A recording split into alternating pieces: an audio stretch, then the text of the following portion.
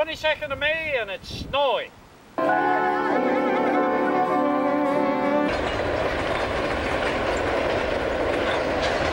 This is really Saskatoon country out here. Muhammad Ali. He's got a heart made of yellow barley straw.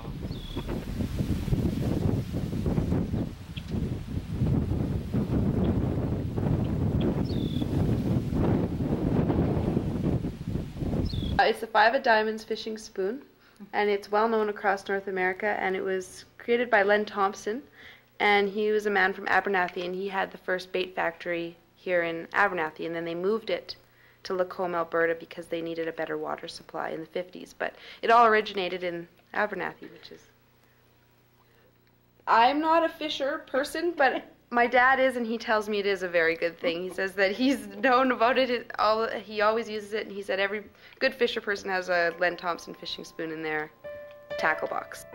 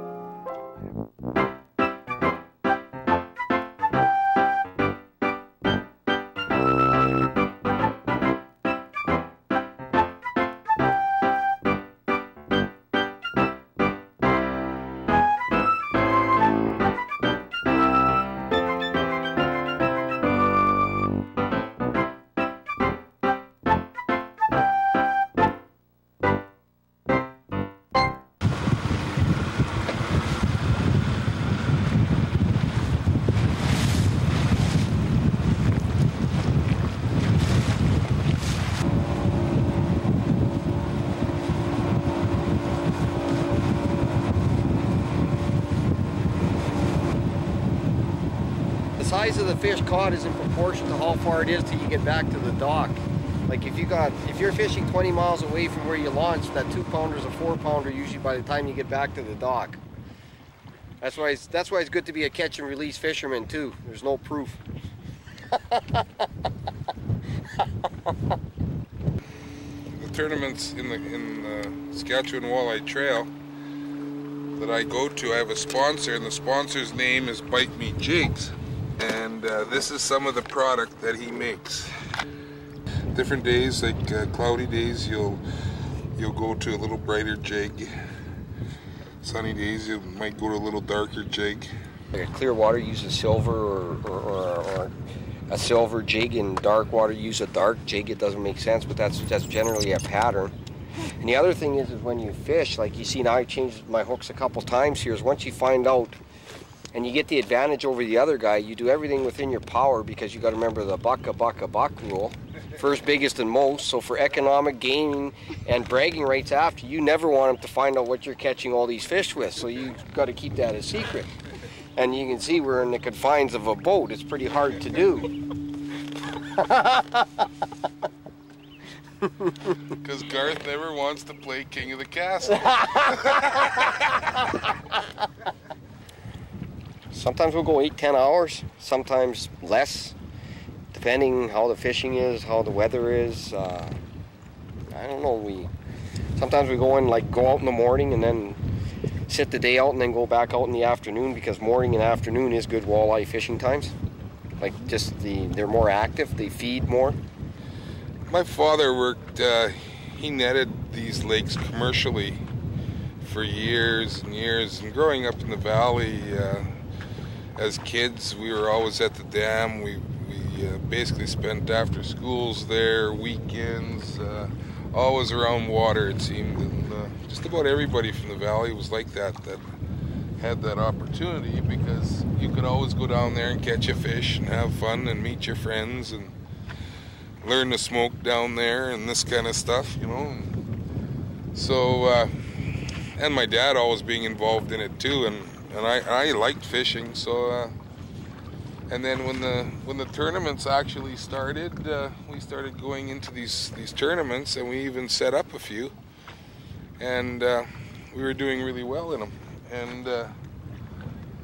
And since then we've just never stopped. It's not only fun to fish tournaments, but it's great for just recreation. Great stress reliever, especially when you're catching fish. It's a good thing we did get that rain. Might have a fishing boat here. Got one? Might. I give him line. Oh yeah, there you go. If you're really getting beat bad, then I would. Feels like a stick, maybe. Not a fish. No, it's not. It's a clam. All dead. It's filled with. Barnacles or whatever. Yeah. And so far, that's the catch of the day.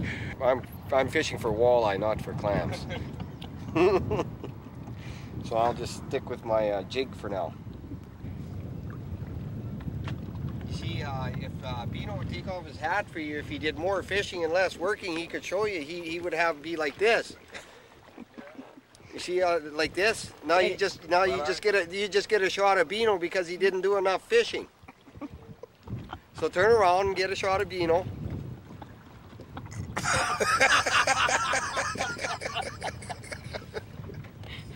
Yeah. That's part of when we go out fishing, everybody sort of gives everybody a little bit of a rough time. And like I said, the bullshit's a little bit thick sometimes. But I better watch myself. Bino might want to more than arm wrestle me now. That's why he's driving the boat. We had an arm wrestle. The guy that won got to drive the boat.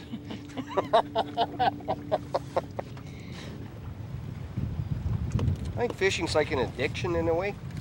Hey? Yeah, that's it. You got to go out and get your fix every now and then. If the weather bothered you when, like, we work all week and that, and you wouldn't get out a couple times a week if the weather bothered you. So when you have the time, I guess you got to go.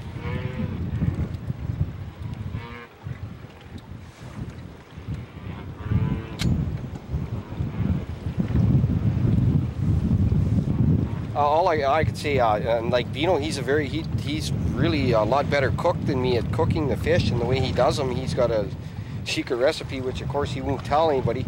But that's all right, because everything fits into their order, because like Bino's a good cook and I'm a good fisherman, and so I can catch the fish and he can cook them. You can ask him for his viewpoint on that, but that's the way I look at it. You know, nature sort of.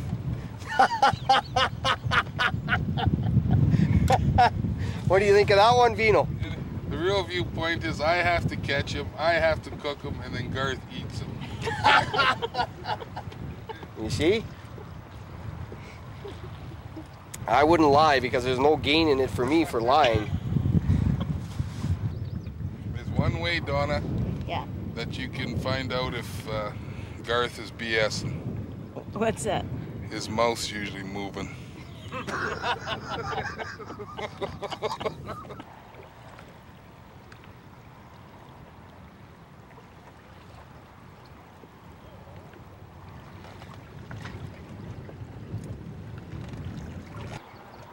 After you go home after fishing all day in the lake for 6-10 hours, whatever, you sleep very well too.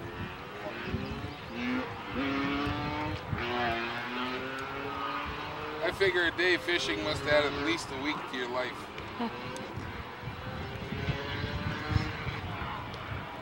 So you're gonna live how long? I'm putting in a lot of days now. Well, Garth, we've been deep, we've been shallow. What do you figure? They're not biting.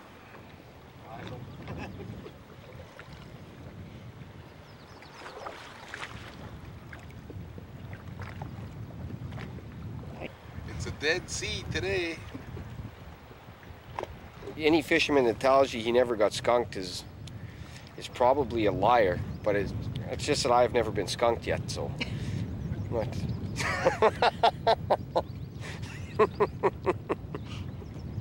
But for the rest, they're probably liars if any fisherman ever told you that.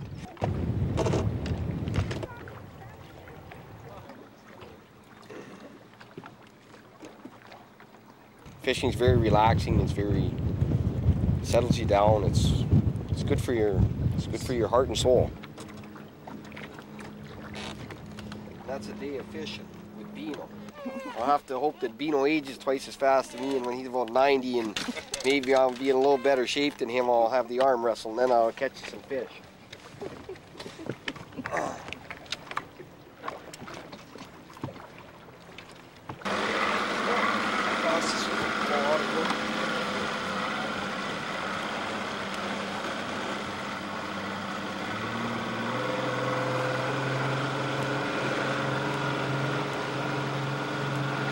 You got that black jig on too? Yeah, I took it on. Oh, after I got the fruit, well, I had 3 fruits on, eh? I pulled one in. Well, I had that big leech on there, too big for them. I figured I thought you had a greenie on there. But no, look. See what I mean? You got to go.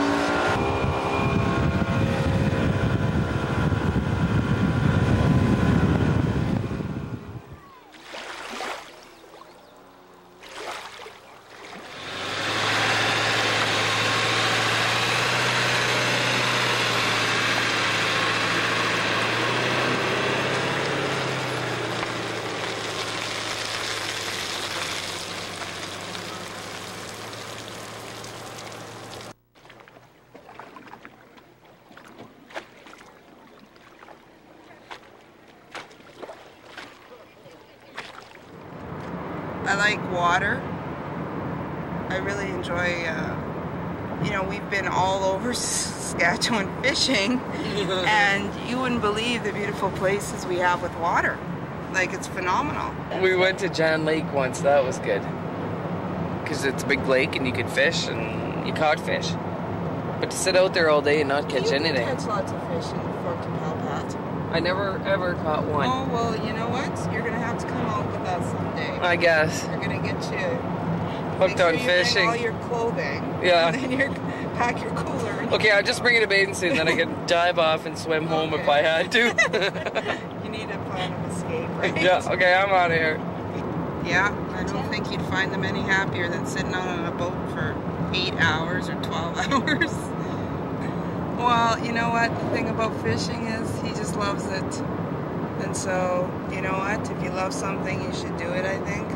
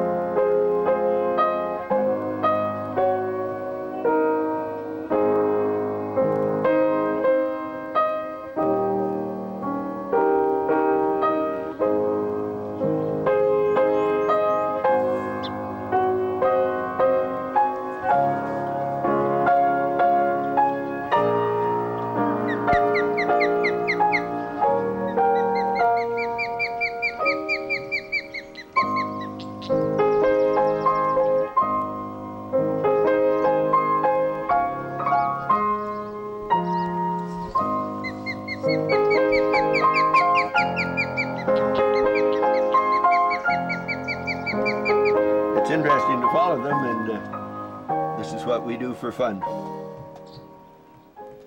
They have a reversible front claw. Most birds have 3 front claws and 1 hind claw. The osprey can turn 1 claw around, so can hold a fish with 2 front claws and 2 hind claws, which makes a nice handy way of carrying the fish to the nest.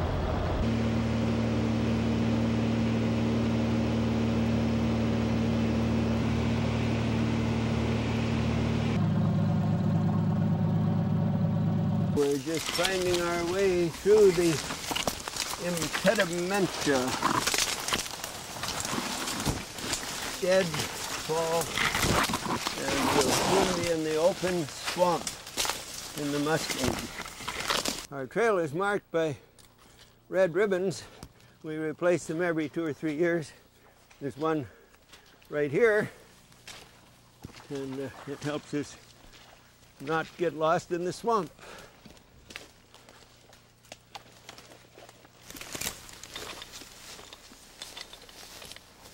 And this year it is fairly dry here. Some years there's 4 inches of water.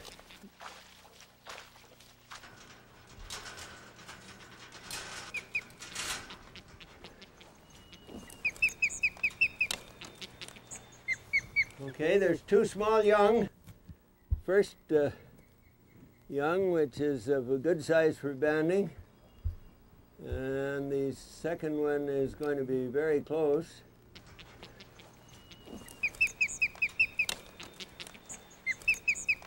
Oh, they're very healthy. That's the nictitating membrane.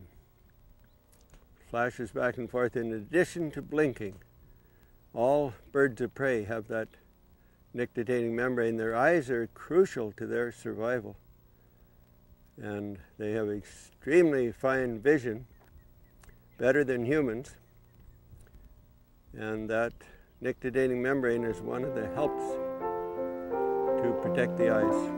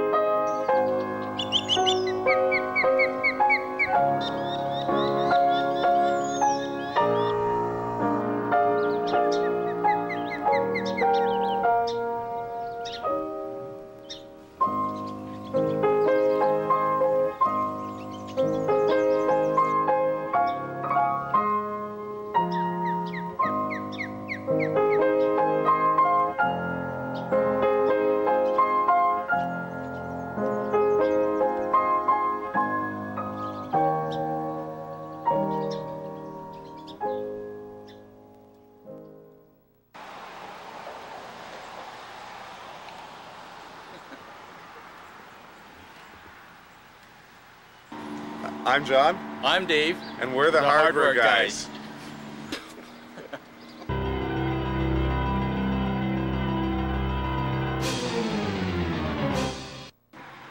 I used to get all worked up and fired up about going out and going fishing and catching lots and lots of fish. But I guess getting older and a little more mature, I find I use fishing now as a way to relax and as kind of a challenge and to enjoy nature and to be part of or to have a look around and look at the beautiful scenery that we have around here. And to catch a fish is just secondary. It's not the main thing that I go fishing for. How about you, John? Same thing. I'm not a big fisherman. I enjoy the time that I do get to fish. I don't have a big fishing boat. I use a canoe to go out, actually. Yeah, and it's just very relaxing, and catching the fish is the bonus of going out. A lot of the times, yeah, and just to spend time on the lake or whatever is peaceful. Ice fishing is a huge sport in the wintertime, especially in this area. We have 4 lakes within 10 miles of Fort Qu'Appelle. The fishery that we have here is, as far as perch is concerned, is second to none in the province. We have hundreds of people utilizing the lakes in the wintertime. People who tend to ice fish, it's a solitary sport, and people go out and they fish by themselves for the most part. To sit, some people can't find, you know, the sense, and why would you go out in 20 below weather and sit on a sheet of ice with a fishing rod in your hand and fish through a hole in the ice and be basically slowly freezing to death. But I'm sure Dave talks to the fish, because we went out there and I was in the shack. We lit a nice fire and so forth, and he goes outside and drills a bunch of holes. He comes back and he must have a half a 5-gallon tail of perch here. I'm thinking, holy mackerel! I said, where'd you get all these from? So he grabs the seat on the bench there and he's like, you feel it? I'm like, I don't feel it. He said, no, you got to be quiet. You got to feel it. He tells me, eh? And sure enough, he says, like, pull now. And there was a fish there.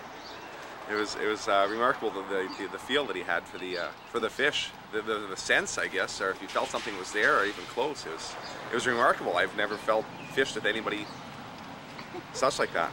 I don't think there's a zen to ice fishing. I believe technology works for ice fishing. I make sure that my equipment is top notch, and that